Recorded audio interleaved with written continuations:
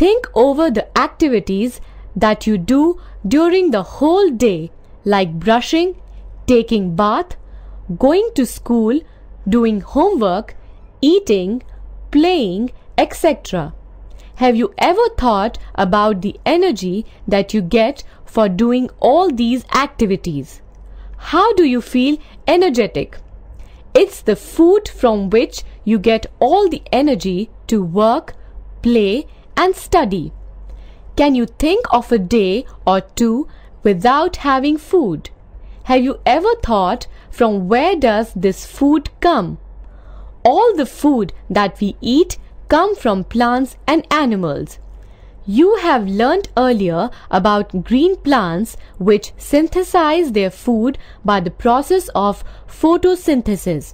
Animals, including man, cannot make their food by themselves. They obtain food from plants.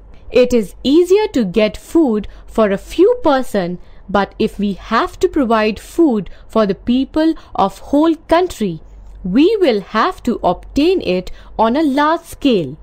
Hence, regular production, systematic management, and proper distribution of food is very important. You must have read about the early man in your history books. Primitive man was basically a nomad, a gatherer and a hunter of food. He used to gather seeds, berries, leaves, edible roots, nuts, and fruits of wild plants. He also hunted small animals for food using stone tools. Primitive man suddenly observed that seeds on falling upon the soil start germinating and grow into plants. This gave him the idea of cultivation of plants to obtain food. Again, he found that water was essential for the growth of plants. So he settled near water bodies like rivers, lakes, etc. Thus, from a food gatherer, man became a food producer. This was the beginning of the agriculture. This happened around 10,000 years ago. The word agriculture is derived from two Latin words, agri, meaning field, and cultura, meaning to cultivate. The science and practice of farming and cultivation of crop plants is called agriculture. In olden times, due to outdated agricultural implements, the production was less.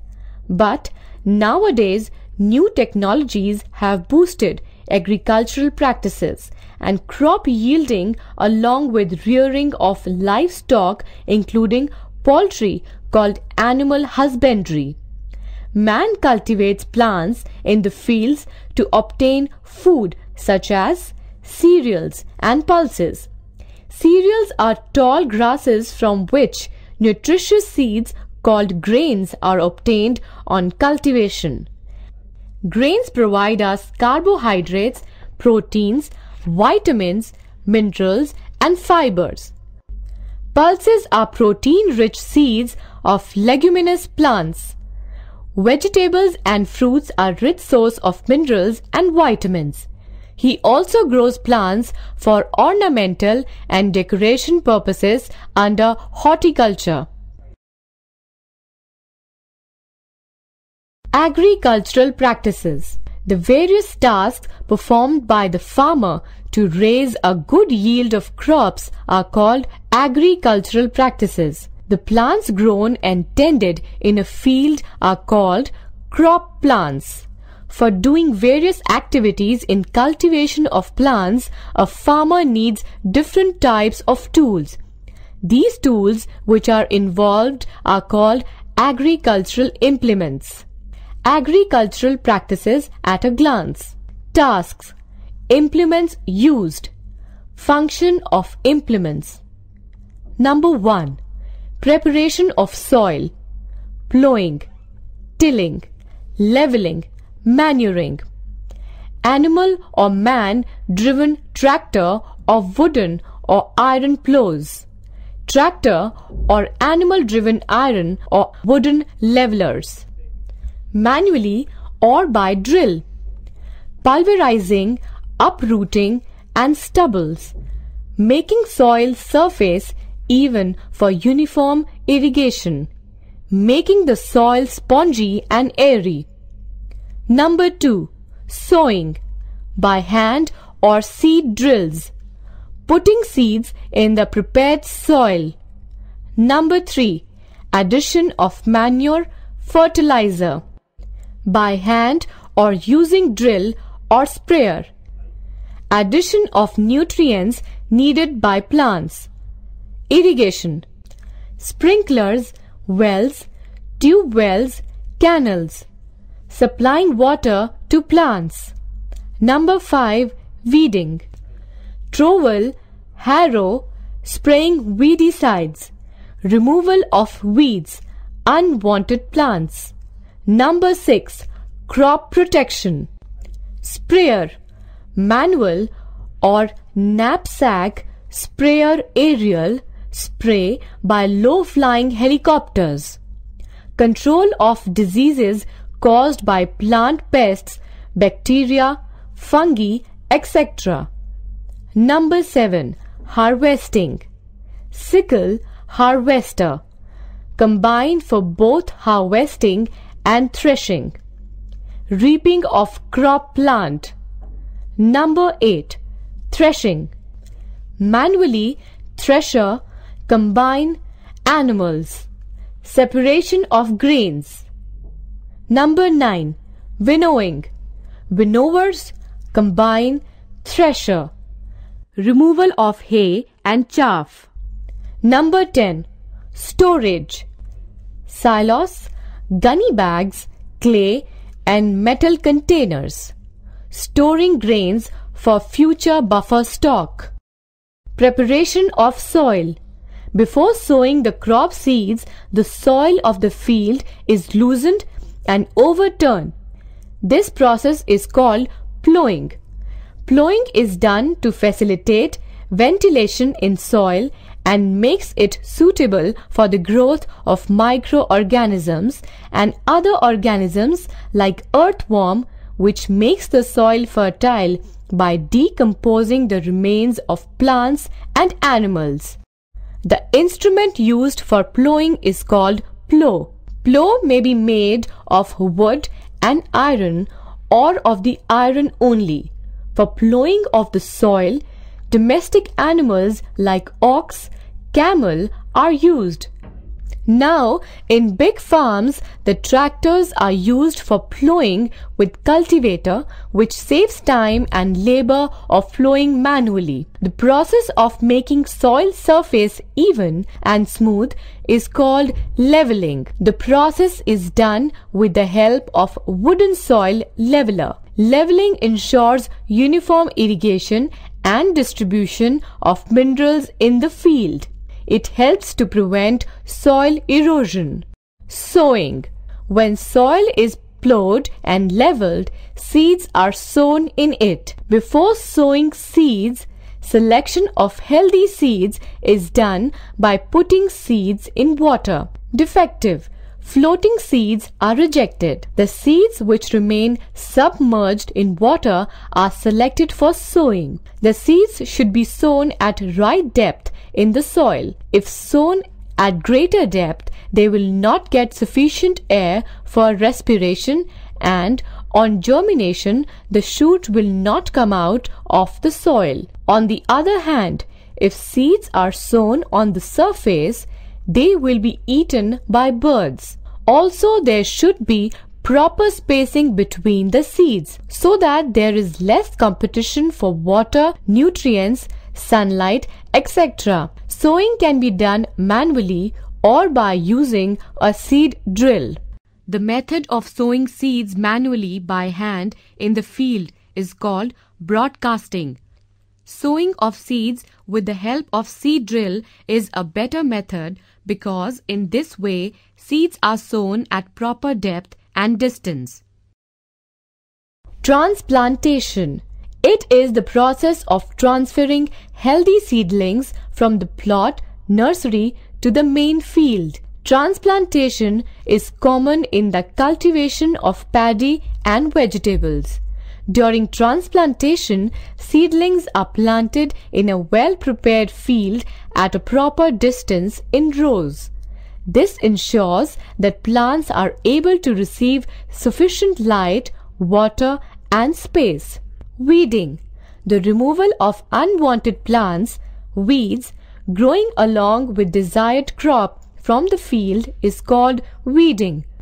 The most common weeds are Amaranthus, Chaulai, Chenopodium, Bathua, Convolvulus, Hirankhuri, wild oat, grass. Weeds are required to be removed because they compete with crop plants for their basic needs like water, sunlight, nutrients, and space. Different types of weeds grow naturally with different crops during the different seasons of the year. Weeds often grow faster than the main crop. The process of removing weeds from the field is done by two ways. Number 1. Manually, by pulling out the weeds with the help of trowel, khurpa. Number 2. By use of weedicides. Certain chemicals called weedicides are sprayed in the fields with the help of a sprayer. These chemicals check the growth of many weeds but do not affect the main crop. Some common weedicides are 2,4-D, Dalapon, Mathichlor, and Ceniazine. Weedicides are poisonous chemicals. Therefore, the grains as well as other crop products must be washed thoroughly before use. During spraying of these chemicals, the farmers should also take care and cover their mouth and nose. Manures and fertilizers. Manure. Like other plants, crop plants obtain their mineral nutrients from the soil. Continuous growing of crop in the field causes deficiency of mineral nutrients in the soil. So, the manure is added to the soil to make up the deficiency of mineral nutrients. This process is called manuring. Manure is made of waste products of animals and plants such as cow dung, urine, plant wastes, night soil, and some organic wastes. Fertilizer. The addition to manures, fertilizer is another way of enriching the soil with nutrients. Fertilizers are mixtures of chemical compounds rich in nitrogen, phosphorus, and potassium. These are made in factories rather than animal wastes. Compost is a natural fertilizer. Differences between manures and fertilizers. Manures. 1. They are not soluble in water, so they are not easily absorbed by the roots of the plants. 2. These are organic substances. 3. They are not nutrient specific. 4. These are bulky and hence difficult to store and transport. 5. Excessive use does not harm the soil texture. They provide humus to the soil. 6. They restore the soil texture and help in water retention. Fertilizers. 1. They are soluble in water and are absorbed by the plants easily. 2. These are inorganic substances. 3. These are nutrient specific. 4. These are in powdered form, hence are not bulky and can easily stored and transported. 5. Excessive use can change the chemical composition of the soil and also pollute water. 6. They may damage the soil texture and make it more porous. Irrigation. Water is necessary for the growth and development of plants. If plants do not get sufficient water, they shrivel up. Watering of crop plants is called irrigation. the major source of water is rainfall. However, amount of rain varies and does not always supply the right amount of water at the right time. Therefore, farmers should have an alternative source of water near their fields like tube wells, rivers, lakes, and ponds which deliver water through canals. The amount of water supplied should be in adequate amount, as excess of water harms the crop plants. Continued water logging increases the amount of salt in the soil and retards the growth crops. Protection of crop. Pests are those organisms which damage crops and make them unfit for human consumption. The most common pests are insects, rats, rabbits, and birds. Microbes like bacteria, fungi, and viruses also cause diseases to crop plants. Some chemicals called pesticides are sprayed on crops to destroy pests. Birds can be scared away from the fields by installing scarecrows. Harvesting, threshing, and winnowing.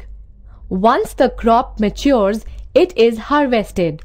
The process of cutting and gathering a crop is known as harvesting. It is done either manually by means of sickles or by some other mechanical means by using a harvester. Pongal, Baisakhi, Holi, Diwali, Nabanya are the special festivals associated with harvesting and are celebrated with great joy in different states of India. The harvested crop may contain all kinds of incredible matter. The whole process of separation of grains from the harvested crop is known as threshing. Threshing can be done manually or using the machine, thresher or combine. The process of separating the grains from the chaff with the help of wind is called winnowing. The stem is cut into small pieces, stored as hay in haystacks, and fed to cattle as food. Hay which is given to cattle is called fodder. Storage. Grains obtained by threshing are dried in the open to prevent the growth of microorganisms on them. The dried grains are stored in suitable containers called bins or in jute bags. The storage of grains on large scale is done in granaries and silos. The storage is necessary to protect the grain from pests, insects, and rats. It is important to store grains dry. Moisture and humidity can grow fungi or molds. Improvement of crops. The population of our country is increasing at a very fast rate. Agricultural products must also increase. Most impressive growth in food grain production in our country occurred during 1960 to 1980. We became self-sufficient in food grains. The period is called as the Golden Era. In India, there are two main seasons for cultivating crops, Rabi and Kharif. Rabi is the winter crop, which is planted at the beginning of winter season and harvested in March or April. For example, wheat. Kharif is the summer crop, which is planted at the beginning of monsoon season and harvested at the end of monsoon season. For example, rice, maize, jowar, cotton, groundnut, and pulses. The following are the factors which are responsible for increased production of crops. Number 1. Use of improved seeds, crops developed by plant breeding. Number 2. Improvement in the soil fertility by using fertilizers. Number 3. Protection of plants from pests by using pesticides. Number 4. Control of plant diseases. Number 5. Better storage facilities. Any single variety of a plant species may not possess all the useful characters. Most of these can be brought together into one variety by hybridization. Hybridization is done by crossing two or more varieties having the desired genes. The hybrids thus produced are then selected, crossbred repeatedly to obtain a variety of maximum yield and utility. When the sturdier plant is crossbred with the better yielding variety or is hybridized, a new daughter plant is produced, which combines the qualities of both parents.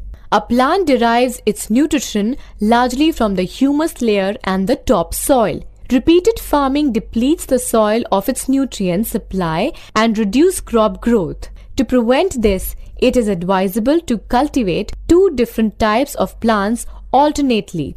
Example, maize and wheat are grown alternately with leguminous plants like groundnut.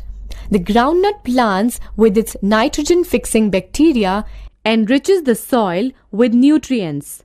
Rotating different crops thus ensures natural method of replenishment of nutrients. This method is called crop rotation.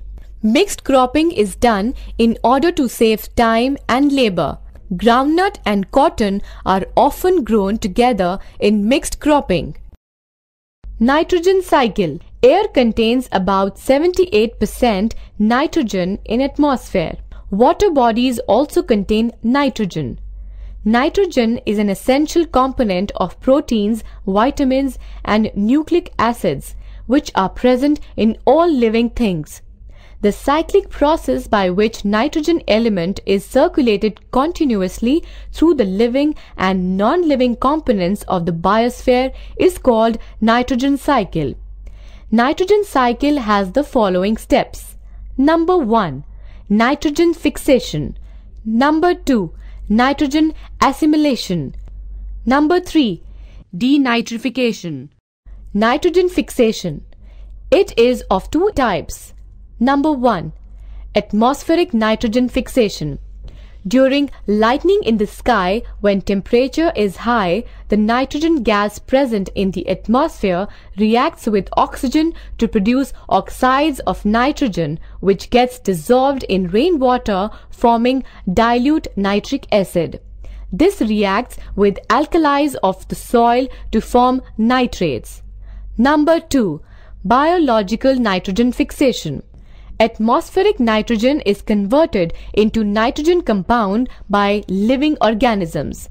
Nitrogen-fixing bacteria like Rhizobium and Clostridium, which lives in the root nodules of leguminous plants, convert atmospheric nitrogen into nitrates. Nitrogen assimilation.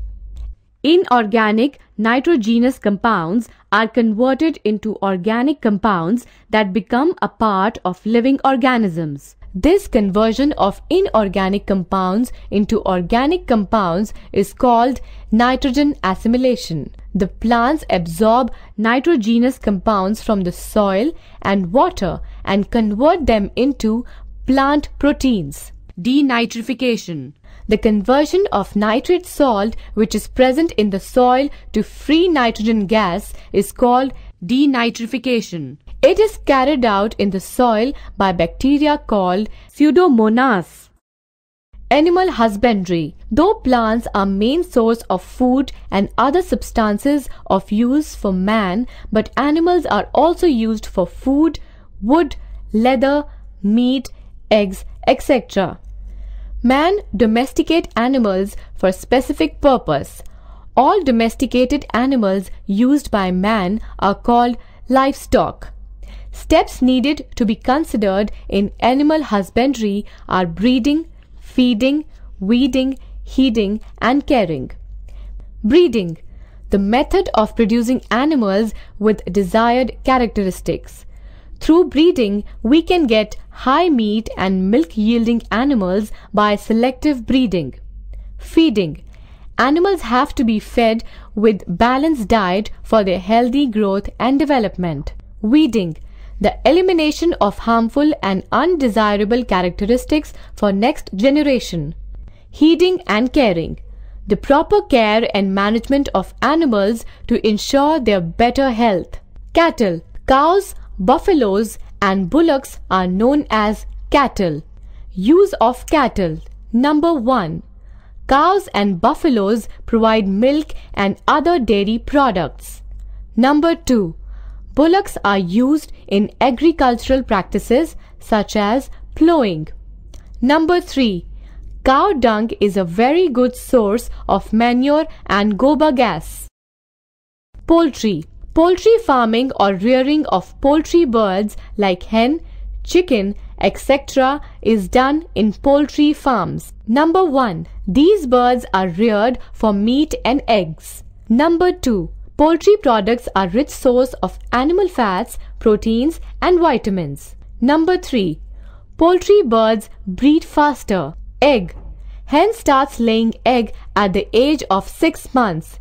The egg-laying bird is known as broody hen. The egg has a yellow portion in center which is called the yolk and is rich in fats and lipids. The white portion is rich in proteins called albumin. The eggshell is made up of calcium carbonate. Fishery. Fish is a very rich source of proteins and is easily available. Oil obtained from some fishes are rich in vitamin A and D. India is very rich in both freshwater fishes as well as marine fishes. Honeybees. Honeybees provide us two important substances, honey and wax. Since these bees provide us honey, they are named as honeybees. Bees are economically very important. There are 3 categories of bees. Number 1. Worker. Number 2. Queen bee. Number 3. Drones.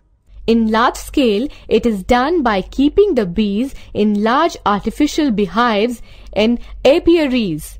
Honey bees suck nectar of flowers and keep it in their beehives. Honey is a mixture of sugar, minerals, water and enzyme. Honey is used for number 1. Preparing Ayurvedic drugs. Number 2. Antiseptic in ornaments. Number 3. Enzyme present in the honey which helps in digestion. Number 4. Bee wax is used for making cosmetics, ointments, candles, etc.